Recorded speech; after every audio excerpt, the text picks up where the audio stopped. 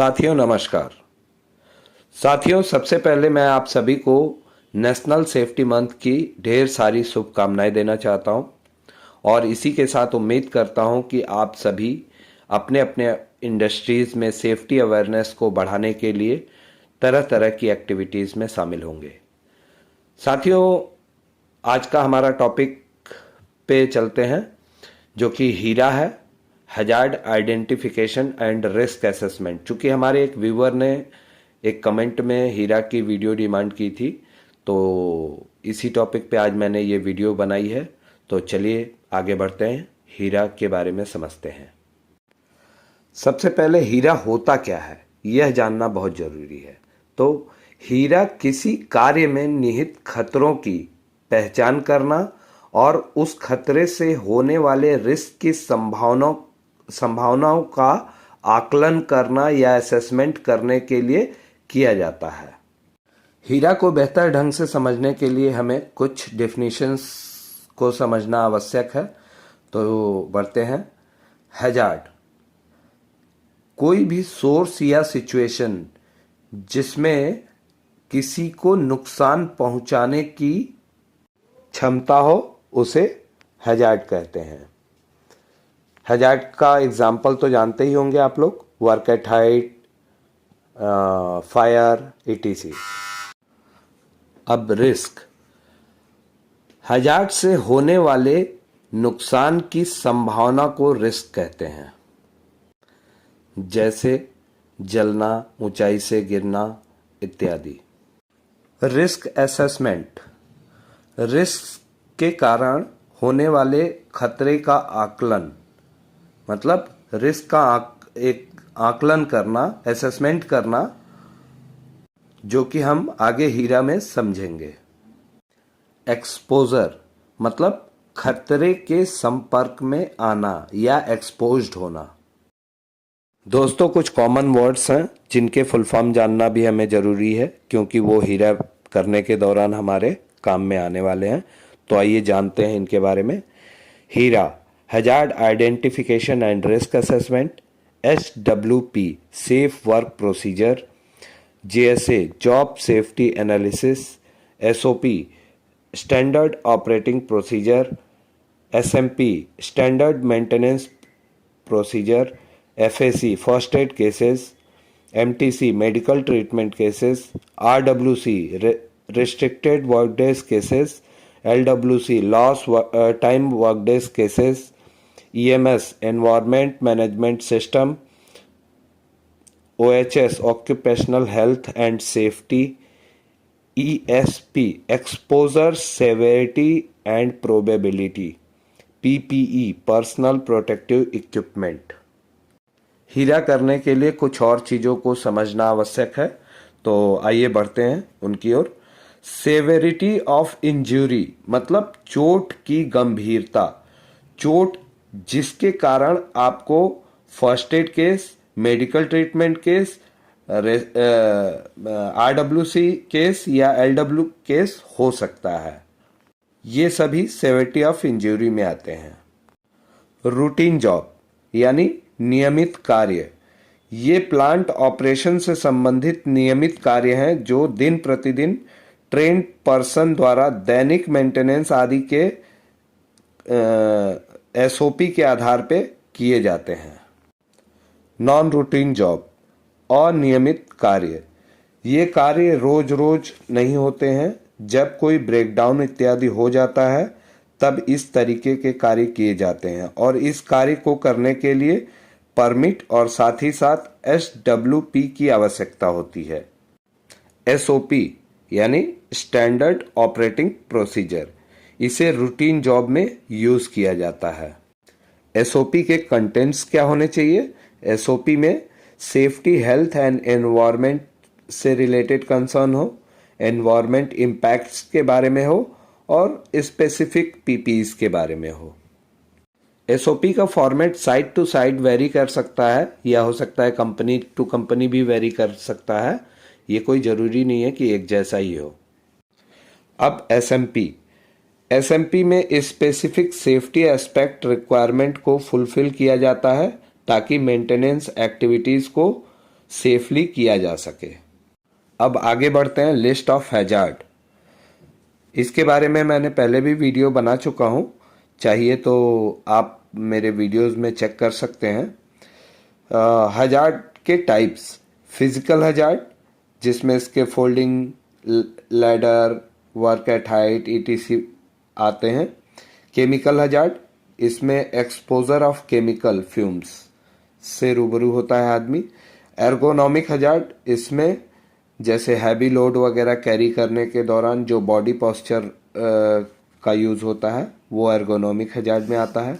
Biological hazard, जिसमें blood, मल, sewer related चीज़ें आती हैं।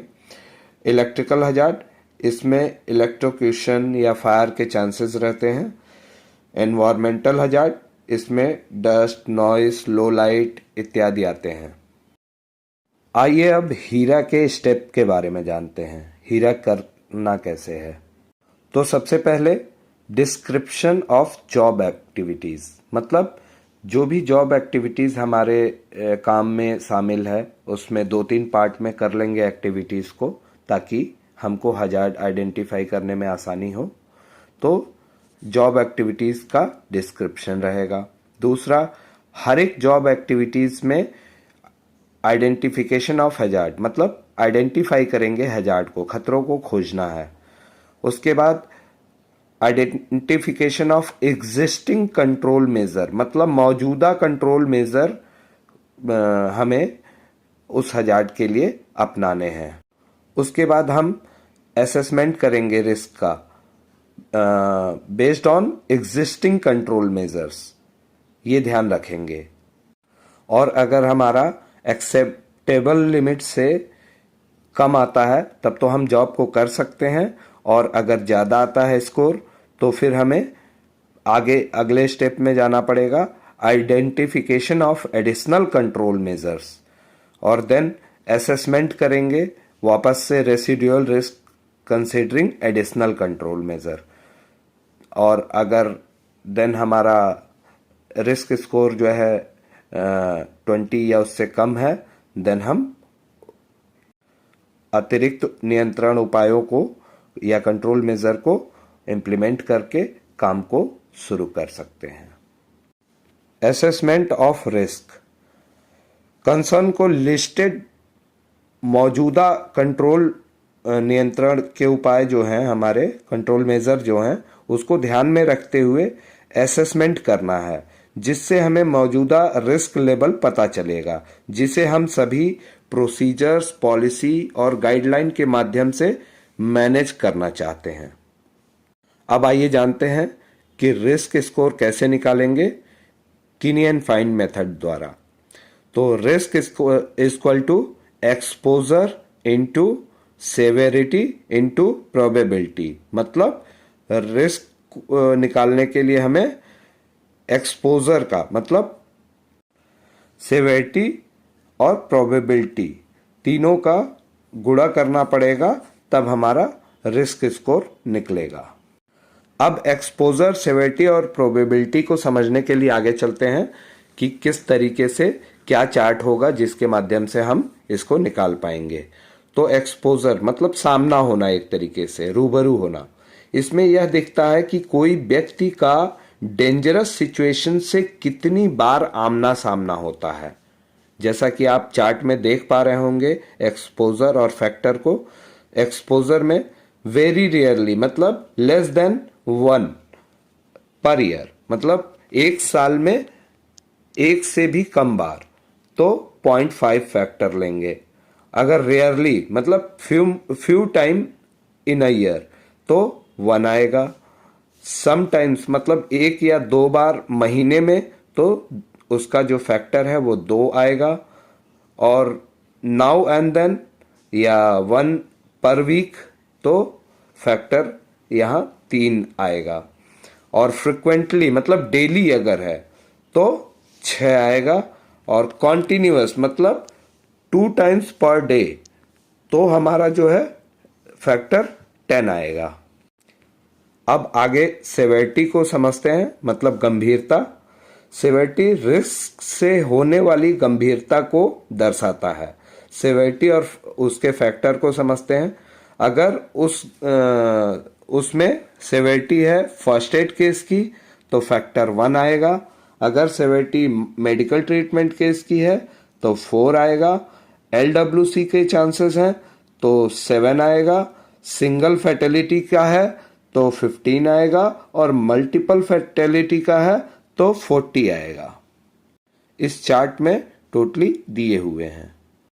अब प्रोबेबिलिटी मतलब संभावना।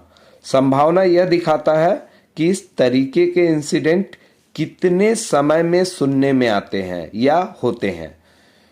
जैसे वर्चुअली इम्पॉसिबल मतलब 20 साल में शायद ही सुना हो तो फैक्टर आएगा 0.2।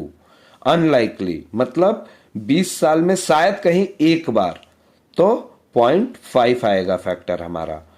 डाउटफुल बॉर्डर लाइन केसेस मतलब 10 साल में एक बार आएगा तो हमारा क्या है, हमारा 1 आएगा। और अगर हमारा अनयूजुअल है या 3 साल में एक बार सुनने में आता है तो 3 आएगा। पॉसिबल है मतलब 6 महीने में एक बार सुनने में आता है तो 6 आएगा। और टू बी एक्सपेक्टेड मतलब वंस पर वीक सुनने में आता है तो फैक्टर 10 आएगा। दोस्तों ये तीनों एक्सपोजर, सेवेरिटी और प्रोबेबिलिटी चार्ट जो मैंने दिखाया अभी आपको, ये तीनों बहुत ही आवश्यक है हीरा को करने के लिए, क्योंकि इन्हीं के माध्यम से हमारा रिस्क स्कोर निकलेगा। तो रिस्क स्कोर समझते हैं। रिस्क स्कोर के आधार पर यह निर्धारित करना कि कौन सी संभावित तत्काल कार्रवाई की जानी है। इसका भी एक चार्ट है जैसा कि आप देख पा रहे हैं। रिस्क स्कोर अगर हमारा 20 से कम आता है तो हम मतलब इसके इंटरप्रिटेशन क्या है, वेरी लिमिटेड रिस्क है, एक्सेप्टेबल है मतलब हम कार्य को कर सकते हैं। प्रायोरिटी इसका 4 का आएगा। और अगर रिस्क स्कोर 20 to 70 आता है तो हर 6 महीने में इसका मेजरमेंट रिक्वायर्ड है। और प्रायोरिटी फॉर मेजर जो है वो 3 है। 70 to 200 अगर आता है तो इमीडिएट मेजरमेंट रिक्वायर्ड है विद इन 24 आवर मतलब काम खत्म होने से पहले पहले ये जरूरी है। और इसका जो है 2 आता है।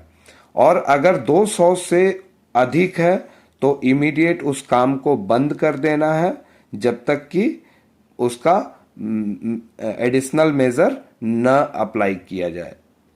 और इसका प्रायोरिटी 1 पे आता है।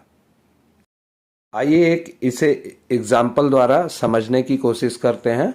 हमारी जॉब एक्टिविटी रहेगी कॉलम एरेक्शन, जिसे हम 2-3 एक्टिविटीज में बांटेंगे, जैसे मटेरियल लोडिंग एंड अनलोडिंग।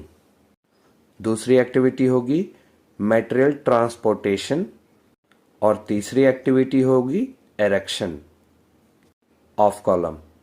इनमें से पहली एक्टिविटी को लेते हैं लोडिंग एंड अनलोडिंग। तो साथियों, लोडिंग और अनलोडिंग में जो एसोसिएटेड हजार्ड होंगे वो कई हो सकते हैं। हालांकि मैंने एक ही दिखाया है, स्लिंग ब्रेक दिखाया है। इसमें टॉपलिंग ऑफ हाइड्रा हो सकता है, मटेरियल स्लिप हो सकता है या अदर चीज़ें हो सकती हैं। अब कंट्रोल मेज़र पे आते हैं। तो कंट्रोल मेज़र में हम TPI भी ले सकते हैं, रेगुलर इंस्पेक्शन भी ले सकते हैं, चेकलिस्ट वगैरह का इस्तेमाल कर सकते हैं।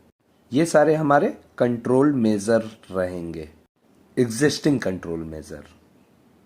इसके बाद एक्सपोजर, सेवेरिटी और प्रोबेबिलिटी हमने जो अभी पिछले स्लाइड्स में चार्ट के माध्यम से दिखाया था, उसके माध्यम से हमें वो सेलेक्ट करना है कि इस एक्टिविटी में एक्सपोजर कितना होगा, सेवेरिटी क्या होगी और प्रोबेबिलिटी क्या होगी। ये सारी चीज़ें हमारे कंट्रोल मेज़र पे निर्भर करेंगी। और देन हमारा निकल के आएगा टोटल रिस्क या रिस्क स्कोर। अब अगर हमारा रिस्क स्कोर 20 या उससे कम है, जो कि मैंने चार्ट में ऑलरेडी मेंशन किया था पिछले स्लाइड में, तो 20 या उससे कम है तो हमें एडिशनल कंट्रोल मेजर लेने की जरूरत नहीं है, हम अपने काम को आगे बढ़ा सकते हैं। मतलब हम नेक्स्ट स्टेप में जा सकते हैं, नेक्स्ट एक्टिविटी में जा सकते हैं। इसी तरीके से हमें तीनों एक्टिविटीज का करना है। और सपोज अब अगर हमारा कंट्रोल मेजर रिस्क स्कोर 20 से ऊपर रहता है, तो जैसा कि उसमें दिया हुआ है कि कब कब हमें रिव्यू करना है, उसमें दिया है, तो उसके अकॉर्डिंग हम एडिशनल कंट्रोल मेजर लेते हैं और देन उसका एक्सपोजर सेवेरिटी और प्रोबेबिलिटी निकाल के और टोटल रिस्क स्कोर निकालते हैं और उसे एनी हाउ हमें 20 या उससे नीचे लाने की जरूरत होती है, तभी हम उस काम को कर सकते हैं। किसी कंडीशन में अगर हम 20 to 70 के बीच जब रिस्क स्कोर है तब हम उस काम को करना चाह रहे हैं और हमारा रिस्क लेवल नीचे नहीं आ रहा है, तो हमें स्पेशल अप्रूवल मतलब यूनिट हेड या फंक्शनल हेड के अप्रूवल की आवश्यकता पड़ती है। और फाइनली जब हमारा इस तरीके से हीरा बन जाता है तो हमें कंसर्न एफएच द्वारा अप्रूव करा के और डीएस द्वारा अप्रूव करा के तब हम अपने काम को आगे बढ़ा सकते हैं। इसके साथ ही दोस्तों हमें ये जानना है कि हीरा कब कब हमें रिव्यू करने की आवश्यकता होती है। कम से कम साल में एक बार, या किसी नए इक्विपमेंट को ऐड करने, हटाने या नई एक्टिविटी को लेने में, ऐड करने में हमें रिव्यू करने की आवश्यकता होती है। साथ ही साथ मैन, मशीन, मटेरियल और मेथड में किसी भी परिवर्तन की स्थिति में भी हमें हीरा को रिव्यू करने की आवश्यकता पड़ती है। कोई लीगल रिक्वायरमेंट चेंज हुआ है तो उस दौरान भी हमें हीरा को रिव्यू करने की आवश्यकता होती है। साथ ही साथ कोई भी इंसिडेंट या इंजरी होने की दशा में भी हमें हीरा को रिव्यू किया जाना चाहिए। तो साथियों, ये था हीरा के ऊपर विस्तृत जानकारी। तो उम्मीद करता हूँ आप सभी को समझ में आ गया होगा कि हमें हीरा कैसे करना है। एक और वीडियो मैं आगे चल के बनाऊंगा जिससे आपको बेहतर ढंग से हीरा कैसे बनाते हैं ये समझ में आ जाएगा। तो अगर आपको वीडियो पसंद आया तो प्लीज़ मेरे चैनल को सब्सक्राइब करें, शेयर करें और साथ ही साथ वीडियोस को लाइक करें। और अगला जो भी आपको वीडियो चाहिए वो मुझे कमेंट बॉक्स में बताएं। धन्यवाद।